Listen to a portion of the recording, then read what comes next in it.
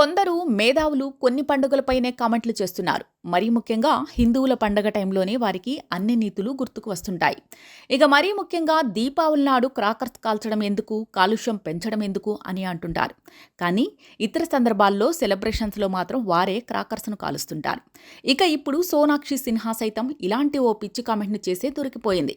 దీపావళి నాడు క్రాకర్స్ ఎందుకు కాల్చడం, కాలుష్యాన్ని ఎందుకు పెంచడం అని చెబుతూనే సిడ్నీలో కొత్త ఏడాది వేడుకలో భాగంగా క్రాకర్స్ మూతను ఎంజాయ్ చేసింది. ఇక ఇలా రెండు నాలుకల ధోరణితో ఉన్న సోనాక్షి సిన్హాను జనాలు ఎండగడుతున్నారు. ఇదే హిపోక్రసీ, రెండు నాలుకల ధోరణి అంటూ ఫైర్ అవుతున్నారు. ఇక హిందువుల పండుగలు అంటేనే మీలాంటి వాళ్ళకి నీతులు గుర్తుకు వస్తాయా అంటూ సోనాక్షి మీద అగ్గి మీద గుగ్గిలం అవుతున్నారు.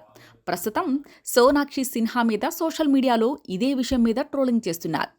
దీపావళి నాడు క్రాకర్స్ కాల్చితే పొల్యూషన్ అని అన్నావు, మనం స్టూపిడ్స్మా అంటూ చిందులు వేశావు. మరి ఇప్పుడు ఏం సమాధానం చెబుతావు? న్యూయార్క్ సెలబ్రేషన్లో ఇలా క్రాకర్స్ కాల్చితే పొల్యూషన్ కాదా అంటూ ఆమెను వేలెత్తి చూపిస్తున్నారు. మరి ఈ కామెంట్లకు సోనాక్షి రిప్లై ఇస్తుందా, అసలు పట్టించుకుంటుందా అన్నది చూడాలి. రీసెంట్గానే ముఖేష్ ఖన్నా మీద సోనాక్షి సిన్హా సెటైర్లు వేసిన సంగతి తెలిసిందే. తండ్రి పెంపకం అలా ఉంది అంటూ సోనాక్షి సిన్హా గురించి, శత్రుఘ్న సిన్హా గురించి ముఖేష్ ఖన్నా మాట్లాడిన మాటలకు సోనాక్షి కాస్త గట్టిగానే సమాధానం ఇచ్చింది.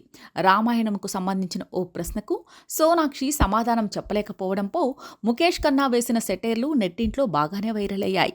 అందరికీ అన్నీ తెలియాలని లేదు, తెలిసినా ఆ టైంకి గుర్తుకు రాకపోవచ్చు కదా అంటూ సోనాక్షి కాస్త పరుషంగానే సమాధానమిచ్చింది.